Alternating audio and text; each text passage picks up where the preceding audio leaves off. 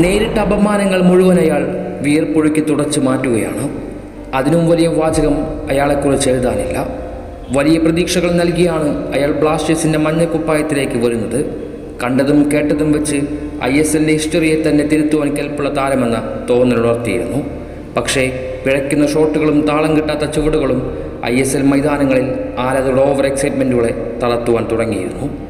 എവിടെയോ ആളിക്കത്താൻ ശേഷിക്കുന്ന കനൽ അയാളിൽ അവശേഷിക്കുന്നുണ്ട് എന്ന് മനസ്സിലാക്കിയിട്ട് പോലും ചിലർ സ്ഥിരം കുത്തുവാക്കുകൾ നിരത്തുവാൻ തുടങ്ങി. പക്ഷേ നിറം മങ്ങുമ്പോഴും അയാളുടെ ആത്മാർത്ഥത മുന്നേറ്റത്തിലും ഡിഫൻസിലും മൈതാനത്തിൻ്റെ നാനാഭാഗങ്ങളിലും നിറഞ്ഞു നിന്നുകൊണ്ടേയിരുന്നു. അവിടെയാണ് ഒരു ഫോർമാറ്റിൽ നിന്നും മറ്റൊരു ഫോർമാറ്റിലേക്കുള്ള മാറ്റത്തിലേക്ക് അയാൾക്ക് അല്പം സമയം നൽകണമെന്ന് ഇവാൻ വൂക്കോമനോവിച്ച് എന്ന ബ്ലാസ്റ്റേഴ്സിൻ്റെ പരിശീലകൻ തീരുമാനിക്കുന്നത്. പെപ്രയ്ക്ക് പകരം പ്ലാൻ ബി എന്ന ഓപ്ഷൻ അയാളുടെ പക്കലുണ്ടായിരുന്നില്ല. ആ വിശ്വാസം തന്നെയായിരുന്നു താൻ ആരാണെന്ന് തെളിയിക്കുവാനുള്ള അവസരം പെപ്രയ്ക്ക് ഒരുക്കി കൊടുക്കുന്നതും. ശേഷം പതിയെ താളം കണ്ടെത്തുന്ന അദ്ദേഹം ദിമിയുമായി മുന്നേറ്റത്തിൽ പതിയെ തൻ്റെ മുന്നേറ്റങ്ങൾക്ക് മൂർച്ച കൂട്ടിക്കൊണ്ടേയിരുന്നു. പിന്നീട് ആരാധകർ കാത്തിരുന്നത് അയാളിലൂടെ പിറക്കാൻ പോകുന്ന ആ ഗോളെന്ന നിമിഷത്തേക്ക്. അത്രമേൽ ആഗ്രഹിച്ചതുകൊണ്ടായിരിക്കണം ചെന്നൈ FC-യുമായുള്ള ആ ഗോളിൻ്റെ സൗന്ദര്യം അടങ്ങാത്ത വികാരമുണർത്തിയത്. പിന്നീട് അങ്ങോട്ട് കാമി പെപ്രെ എന്ന ആഫ്രിക്കൻ കരുത്തിൻ്റെ വിളയാട്ടം തന്നെയായിരുന്നു. യഥാർത്ഥത്തിൽ പെപ്രയെ നായകവേഷത്തിലേക്ക് കാസ്റ്റ് ചെയ്യപ്പെടുന്നത് ഇവാൻ വൂക്കോമനോവിച്ച് എന്ന തന്ത്രജ്ഞൻ തന്നെയാണ്. അയാളുടെ ഫിറ്റ്നസ് അല്ലെങ്കിൽ വേഗത, സ്കില്ലുകൾ അതിനെയെല്ലാം അത്രയധികം വിശ്വസിച്ച അദ്ദേഹത്തിന് അറിയാമായിരുന്നു പെപ്ര എന്നത് വെറുമൊരു ഓപ്ഷനല്ല എന്ന്. പതിയെ നെറ്റിചുളിച്ചവർ പലരും പിന്നീട് അയാളുടെ നീക്കങ്ങളെ അത്ഭുതത്തോടെ നോക്കി നിൽക്കേണ്ടി വന്നു.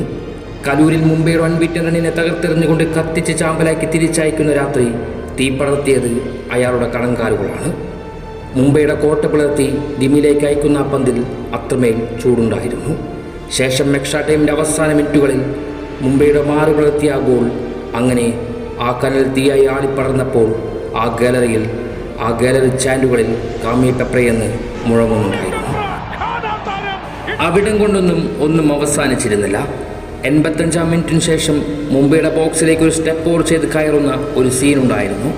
ഒരൊറ്റ സീൻ മതിയായിരുന്നു ഇനി വരുന്ന മത്സരങ്ങളിൽ ISL എതിരാളികളുടെ ഹൃദയമെടുപ്പ് കൂട്ടുവാൻ. ഓരോ മത്സരം കഴിയുന്തോറും അയാൾ മെച്ചപ്പെട്ടുകൊണ്ടിരിക്കുകയാണ്. അദ്ദേഹത്തിൻ്റെ കയ്യിൽ വിശ്വസിച്ച നമ്മുടെ ആശാനാണ് ശരിക്കും താരം. അതിനയാൾ നൽകുന്ന ഉത്തരമാണ് മുംബൈ സിറ്റിക്കെതിരെ ബ്ലാസ്റ്റേഴ്സിൻ്റെ കുപ്പായത്തിൽ അയാൾ നേടുന്ന ആദ്യ മാൻ ഓഫ് ദി മാച്ച് പുരസ്കാരം. നേരിട്ട അപമാനങ്ങൾ മുഴുവൻ അയാൾ വിയർപ്പൊഴുക്കി തുടച്ചു കളയുകയാണ്. അതിനും വലിയ വിശേഷണങ്ങളില്ല. അവൻ്റെ പേരാണ് കാമി പെപ്രയെന്ന്. കാത്തിരിക്കണം പെപ്ര എന്ന ആഫ്രിക്കൻ കരുത്തിൻ്റെ സംഹാര താണ്ഡവ നിമിഷങ്ങൾക്ക്.